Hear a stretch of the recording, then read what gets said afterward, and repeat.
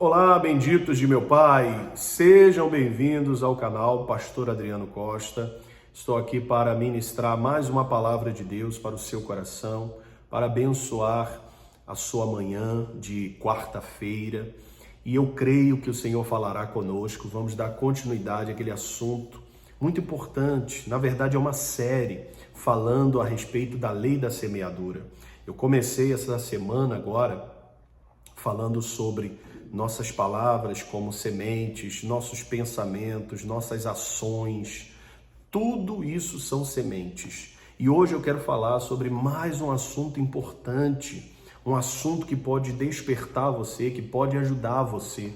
Então já inscreva-se no canal, ative o sino de notificações, compartilhe essa mensagem, comente, curta também, para que assim o YouTube entenda que essa mensagem, que esse conteúdo não é ofensivo, esse conteúdo é de relevância, tem relevância, e assim ele possa compartilhar com outras vidas, com outras pessoas, com outras famílias. Vidas sim, porque você aqui não é mais um inscrito, aqui você é uma vida preciosa, você é precioso. Eu oro por cada membro desse canal, cada inscrito, para que Deus prospere sua vida em todas as áreas, que vocês cresçam espiritualmente, que a cada dia a vida de vocês sejam edificadas através das mensagens, das orações que nós postamos aqui no nosso canal. Tá certo? Então, eu já falei aqui que tudo é semeadura, tudo que você faz, tudo que você pensa, tudo que você fala, tudo isso é semeadura. Haverá uma colheita. Eu já falei aqui também que existem colheitas que nós iremos alcançar ou teremos o retorno delas a curto, médio e longo prazo. É isso mesmo.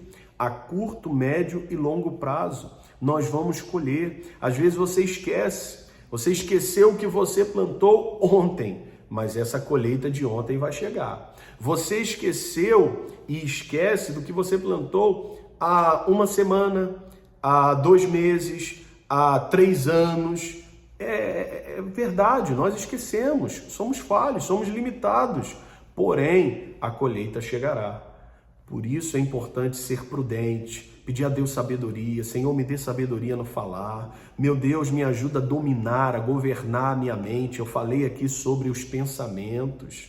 Eu disse que quem governa a sua mente domina as suas ações, vai dominar a sua vida. No mundo espiritual, existe uma guerra para dominar a nossa mente. Por quê? Porque aquele que dominar a nossa mente irá nos conduzir a um caminho de morte, ou a um caminho de vida, a um caminho de santidade ou a um caminho de pecado, um caminho de bênçãos ou um caminho de maldições.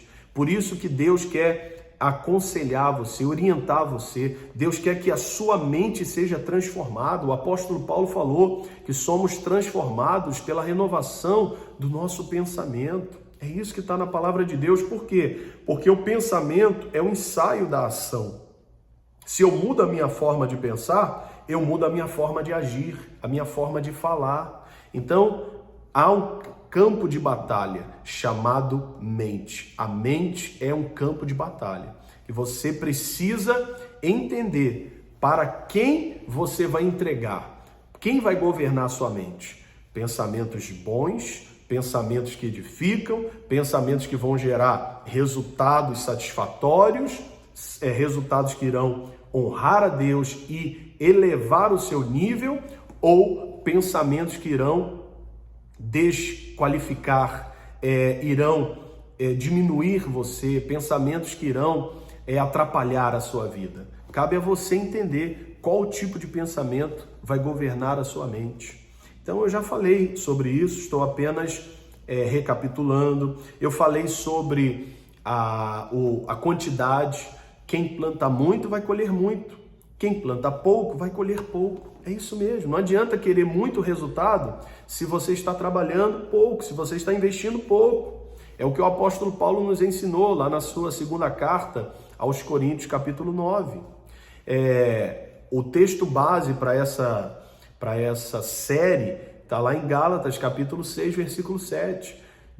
Não se engane, de Deus ninguém zomba. Tudo que o homem plantar, ele colherá. É isso que está na palavra de Deus, é uma lei que já foi confrontada, já foi testada, validada, e hoje todos os homens, crendo ou não na Bíblia, acreditando ou não, sabem que tudo terá um retorno. Há um dito popular que diz o seguinte: aqui se faz, aqui se paga, mas a Bíblia Sagrada diz: tudo que o homem plantar, ele colherá. A maldade e a bondade, a generosidade ou a avareza, tudo haverá uma colheita. O amor ou o ódio, é isso mesmo. A bondade ou a maldade, a misericórdia ou o juízo. A Bíblia diz que a misericórdia triunfa sobre o juízo. Há pessoas que só gostam de condenar, de julgar, de apontar o dedo para as outras. Haja com mais misericórdia e você colherá misericórdia. Então, já falei sobre isso aqui.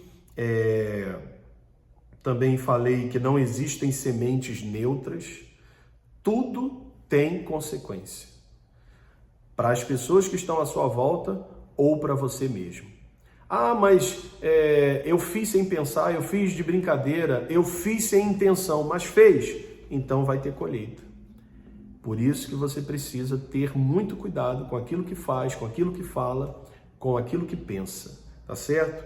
E hoje, ontem eu falei sobre as atitudes, dei o exemplo do Jacó, muito interessante o que aconteceu com Jacó. Jacó, ele teve a oportunidade de enganar o pai. Por quê? Porque um pouco antes, Jacó, ele ofereceu para o seu irmão, o irmão chegou faminto, estava numa caça, e ele, quando chega em casa, o Esaú, eles eram gêmeos, ele diz assim: meu irmão, me dê um pouco desse prato de lentilhas. Aí o Jacó diz assim: não, eu só lhe entregarei se você me vender o seu direito de primogenitura. E aí ele falou assim: do que me adianta esse direito de primogenitura, essa herança, receber essa herança, essa bênção, se eu estou morrendo de fome? E assim ele fez um acordo com Jacó. A mãe de Jacó orientou a se cobrir de pelos e entrar no aposento do pai e se passar por Esaú. E assim Jacó fez. Jacó preparou um prato de lentilhas para o pai, entrou no aposento do pai e disse: eu sou Esaú. E o pai falou: mas espera aí, a voz é de Jacó, se aproxime. E aí, quando Isaac começou a passar a mão no corpo de Jacó, ele viu que ele estava cheio de pelos. Aí Isaac vai dizer o seguinte: a voz é de Jacó, mas a pele é de Esaú. E assim Isaac abençoou Jacó ali. E ele ainda perguntou algumas vezes: é você mesmo, Esaú? E Jacó respondeu: sim, sou eu. Jacó mentiu para o próprio pai. E ele teve a oportunidade de pensar, ele teve a oportunidade de não enganar o pai. Mas ele estava, sem perceber, sem saber, fazendo uma plantação. Ele estava semeando. É isso mesmo. E ele iria colher. Então, esse texto eu li ontem lá em Gênesis capítulo 27, versículo 18, até o versículo de número 24, quando Jacó engana o seu pai. Orientado por sua mãe, mas ele poderia ser sincero, ele poderia dizer para a mãe: mãe, eu não posso fazer isso com meu pai. Mas ele pensou, falou e agiu. E aí a consequência veio. O tempo passou e ele vai para a casa do seu sogro, Labão. E lá ele queria casar com Raquel, que era uma das filhas de Labão, a filha mais nova. Só que o Labão enganou Jacó. No dia do casamento, no dia da lua de mel, Labão entrega Leia, ou Lia, no lugar de Raquel. E quando Jacó acorda de manhã, ele olha e vê: fui enganado. Foi a primeira colheita. Quem engana será enganado. E não parou por aí. Jacó, os anos se passaram, ele constituiu família com Leia, com Raquel, teve muitos filhos, e um dos filhos dele foi o José. E José, a Bíblia diz que ele foi o governador do Egito, mas antes disso, ele sofreu uma tentativa de assassinato por parte ele quase foi assassinado, pelos irmãos, e esses irmãos de Jacó, os mais velhos, venderam ele para o Egito. Passou ali um grupo de ismaelitas em direção ao Egito, então eles venderam o irmão como escravo. Mas só que como eles iriam explicar para o pai? O que aconteceu com o nosso irmão? E aí o que eles fizeram? Mataram um animal, salpicaram as roupas de José com o sangue daquele animal e disseram para o pai: olha, o nosso irmão foi devorado por um animal selvagem. E Jacó sofreu mais um golpe terrível. Jacó ali teve que lidar com a perda de um filho. É inexplicável essa situação, porque quando um filho perde os seus pais, ele se torna órfão. Quando um cônjuge perde o seu marido, a sua esposa, o que acontece? Ele se torna viúvo.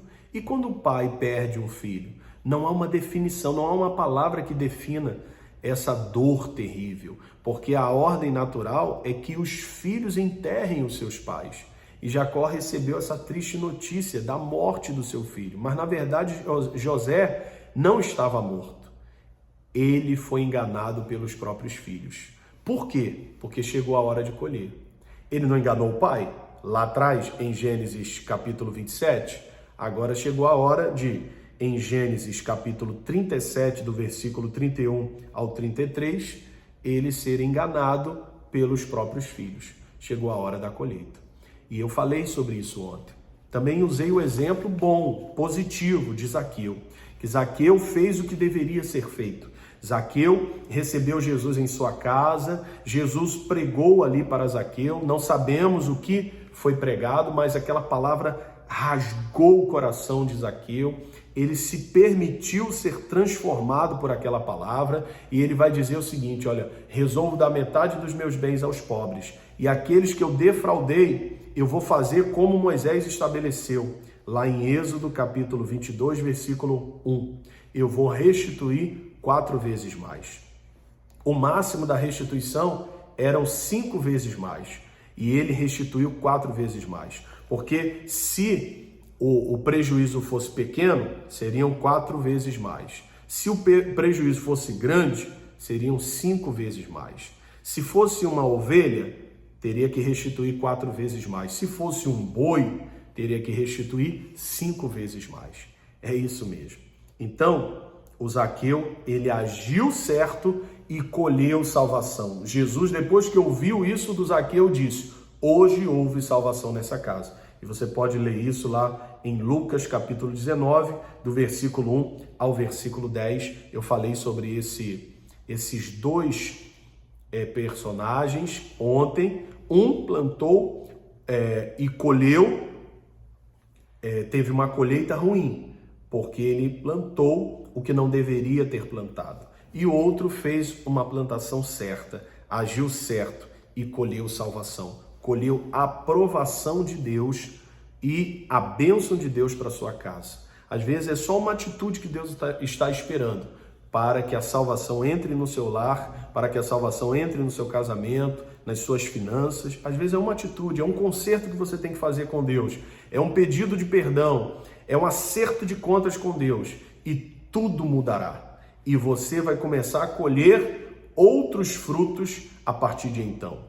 Tá certo? E hoje eu quero falar sobre a inação, a inércia. É o contrário. Se muitas pessoas colhem o fruto das suas ações erradas ou das suas ações certas, das suas ações positivas, muitas pessoas também estão plantando sem perceber. Como? Sem fazer nada.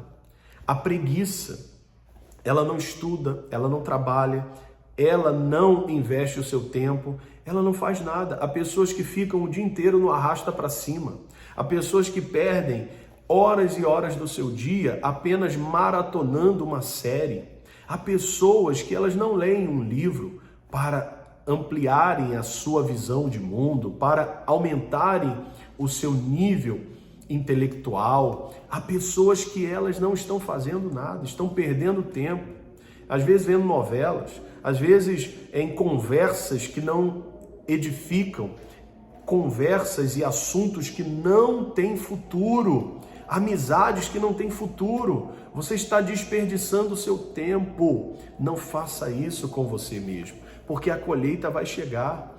Existe hoje uma palavra que define um grande percentual de jovens dessa geração, que é nem. Duas palavras, né? São os neném. Por quê? Esses jovens, né?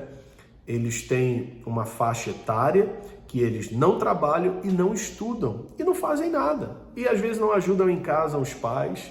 Eles não estão preocupados com o futuro, com o dia de amanhã. Infelizmente. E isso vai ter consequência. A palavra de Deus fala lá em Provérbios, capítulo 6, versículo 6 até o versículo 11, o seguinte: vai ter com a formiga, ó preguiçoso. Levante-se, desperte, observe os caminhos dela e seja sábio. Não tendo ela chefe, nem oficial, nem comandante, no verão prepara sua comida, no tempo da colheita ajunta o seu mantimento. Ó preguiçoso, até quando vai ficar deitado? Quando se levantará do seu sono? Um pouco de sono, um breve cochilo, braços cruzados para descansar e a sua pobreza intelectual, espiritual, material virá como ladrão. A miséria atacará como um homem armado. É isso mesmo, você não vai construir nada na vida. O preguiçoso é aquele que deseja muito, mas não tem nada. Por quê? As suas mãos se recusam a trabalhar. Ele não age.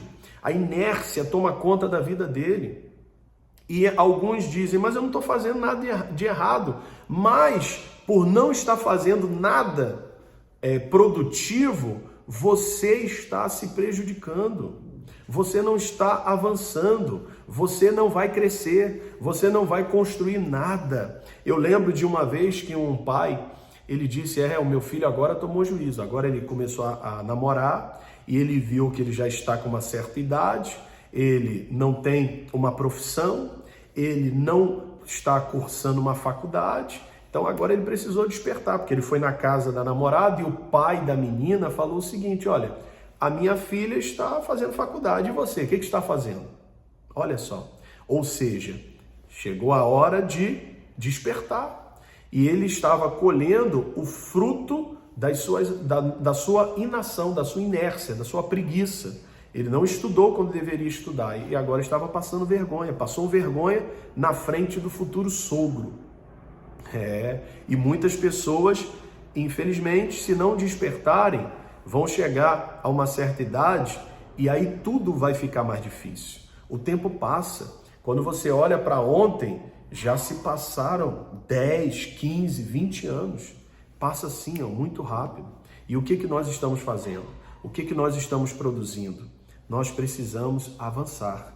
É importante olhar para essa pequena criatura, que ela não tem chefe, não tem comandante, não tem oficial, como nós lemos aqui no texto.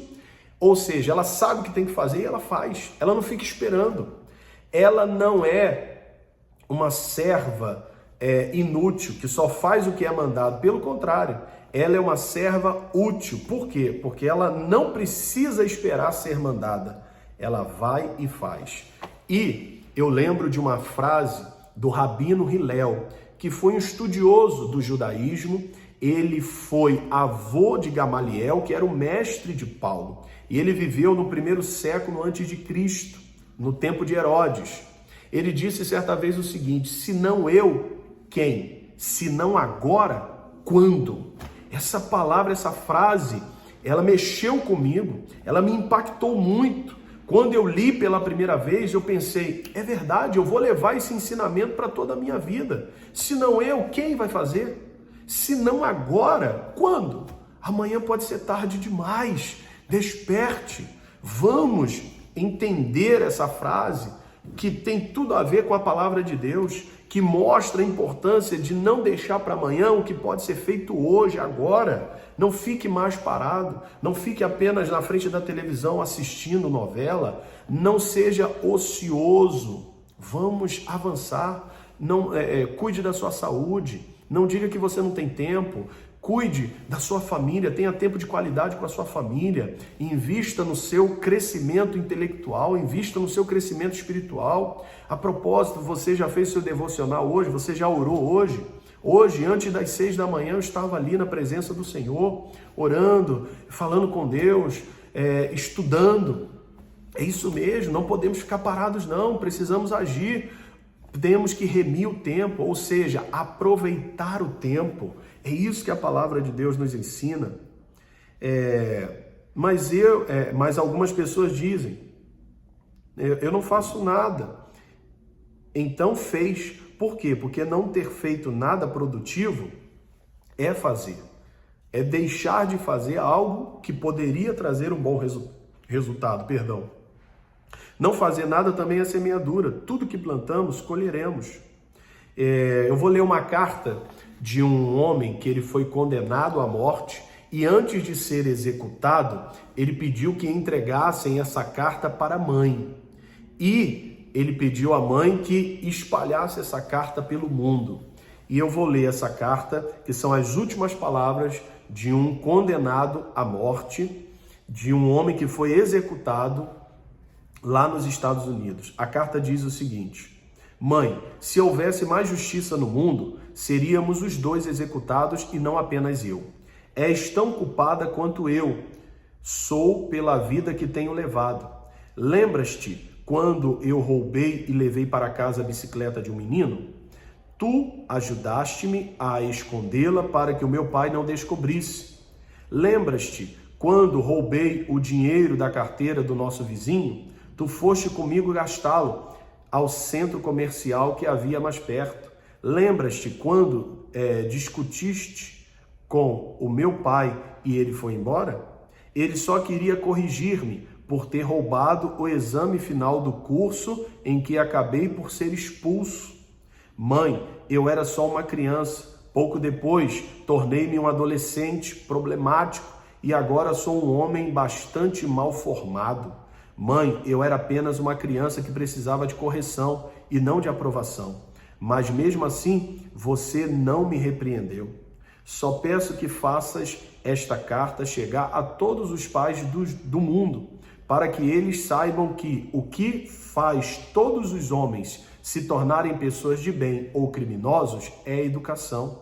Obrigado, mãe, por me teres dado a vida e também por me ajudares a perdê-la. Assinado teu filho. É isso mesmo. A mãe não corrigiu quando deveria corrigir. A mãe não teve iniciativa com aquele filho. Pelo contrário, ela, por causa da sua inação, por causa da sua falta de correção, a sua falta de amor, essa que é a verdade. Porque Deus expressa o seu amor nos corrigindo. A Bíblia diz lá em Hebreus que Deus corrige a quem ama. Então a mãe ou o pai que não corrige os seus filhos, que cruza os braços, que deixa o filho fazer o que quer, essa mãe, esse pai, eles não amam o seu filho. O pai ou a mãe que amam os filhos, eles corrigem. Eles são enérgicos, eles colocam de castigo, eles tiram do filho aquele brinquedo que ele tanto gosta. Eles mostram que tudo tem consequência, porque a vida é assim. Tudo que fazemos de errado ou tudo que fazemos de certo tem consequência. E o que não fazemos também terá consequência. Hoje, amanhã ou daqui a algum tempo, uma hora a colheita vai chegar. E você, o que está fazendo? Será que você está parado? Será que você é um preguiçoso, uma preguiçosa? Ou será que você, a partir de hoje, vai ter com a formiga, vai observar essa pequena criatura de Deus e vai começar a agir diferente? E vai prosperar em todos os sentidos e em todos os níveis da sua vida. Só depende de você. A sua inércia e a sua inação são sementes que você está semeando por deixar de fazer o certo, o correto. Se não você, quem? Se não agora, quando? Desperte enquanto há tempo. Que Deus abençoe você, sua casa, sua família. Amanhã eu volto com mais uma mensagem de Deus inspirada pelo céu para te abençoar.